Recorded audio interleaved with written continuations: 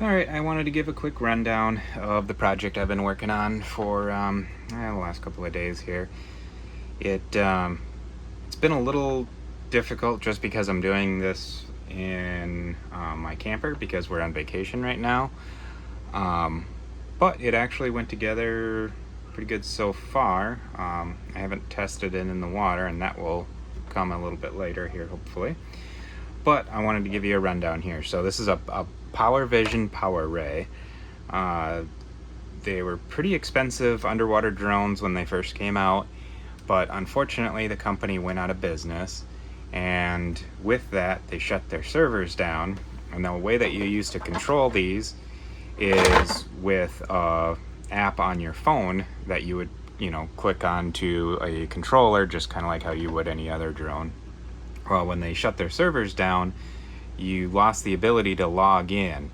And so now when you open up the app, it just comes up with the username and password boxes, but you can't do anything with them because all the servers are shut down. So as far as I'm aware, no one's come up with a solution yet, unless they were using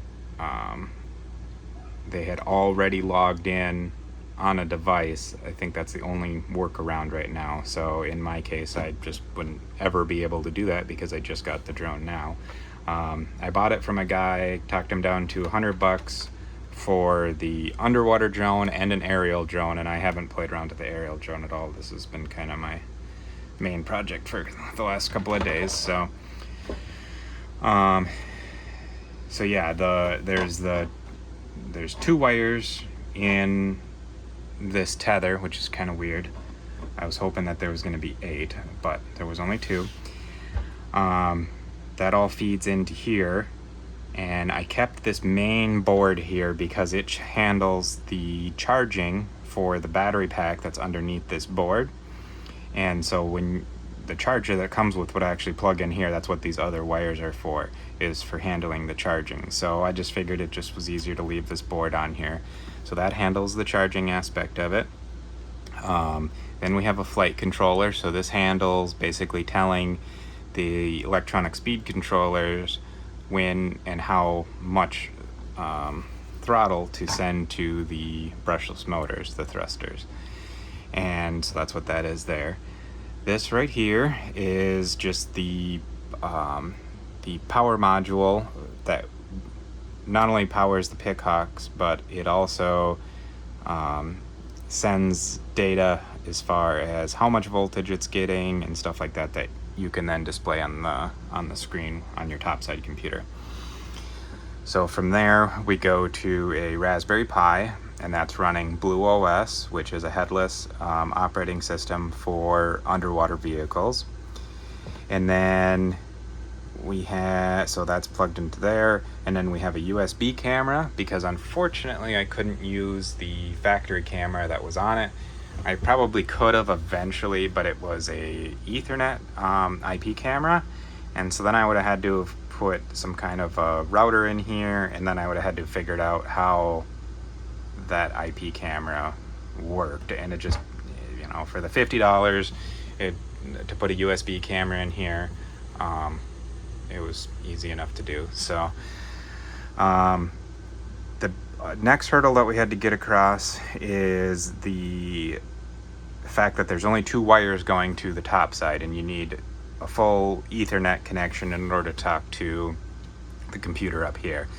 So what this little module is here, it turns a single pair of wires, so 2 wires, into Ethernet, and that's just being powered through and again, you got to keep in mind, this is from I'm doing this in a camper on vacation, and so I'm kind of working with what I can. But that is actually a cigarette lighter plug with 2 USBs on it. I should have, and I did order buck converters, and I can always put those in instead. But this seems to be running pretty stable power to the Raspberry Pi and the Ethernet module. So I think I'm just going to roll with it for now. I did put a cooling fan on here just because I doubt it really needs it, but being this is kind of all encapsulated in here, I figured it was not the worst idea. Okay, so then that's how all that stuff works inside here. You know, it took a little doing. I had to depin some modules and stuff that brought it up here just so that way I could get my flight controller in here. It has to be setting in this orientation because it has a gyro in it. As you can see, as I'm wiggling, it's actually moving the gyro here and moving the compass heading as I move that around. The only thing I couldn't get to work right now is the depth sensor, which is right underneath here. Not exactly sure what the communication protocol is for that. I plugged it into the Pixhawk and the Blue OS didn't recognize it at all. So eventually when I can get, you know, either home or to a spot where I can get packages, I might just order something from Blue Robotics, an actual depth sensor for that, because then that will make it so I can not only be able to read my depth, but then I can use it as a way to, like, say, depth hold in the water. So if you're at 3.5 feet and you want to stay at 3.5 feet, you can hit the depth hold and it'll actually keep it at that.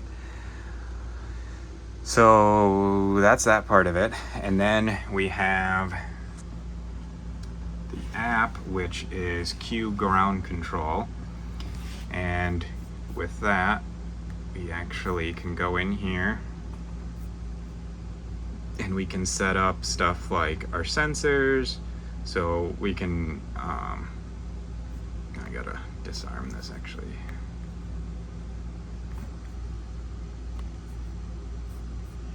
Okay. Disarmed. So on here we can calibrate all the sensors, like the accelerometer, the compass, the level horizon, the gyro. The pressure is the sensor that I couldn't get to work right now, but this stuff is all in the Pixhawk, and so basically it's taking that data and it's feeding it to the Raspberry Pi, that's feeding it through Ethernet up to here, and then communicating with this app here. So we can set our power setup for how big of a battery. It has a 6400 milliamp hour battery. I still got to finish setting some of this stuff up. So the motors, so when you first install the app, you can configure what kind of drone you're building. So this is just a 3 thruster drone, so it's basically the 2 to go forward and reverse and the 1 for depth. And they kind of do more than just those simple things as far as being able to control it, but that's what you need to put into the computer to do that. And then you can actually test them here just by arming the system down here and then throttling that. That's pretty much, I mean, there's some other stuff here. There's the joystick control. You will have to do some calibration, and the controller I'm using is, I think it's F710 if I want to remember right. Yeah, F710. Just a wireless little game controller, and so yeah, we'll go back there. We can, it kind of has just like a little thing that'll show you what mode you're in, so manual mode or so stabilize would be to just stabilize in the water using the accelerometer and the gyro, or there's the depth hold we were talking about. There's some other stuff in here that doesn't apply to ROVs because you could also build an airplane, a drone, a boat, a rover, whatever. So this program is really versatile as far as what it can do. Then you have your recording and stuff like that. But that's kind of a quick and dirty rundown. I did have to I burned out the original LEDs in here, so I had to put new LED modules in here, and then I have the driver for that is buried in here, and then it's connected to here for now. I don't I got to figure out how to send power to these lights from this. I might have to somehow put in a relay of some kind, but I'm pretty excited just to see if I can actually use this thing. So I think I'm gonna throw it together and we will see what it looks like in the water.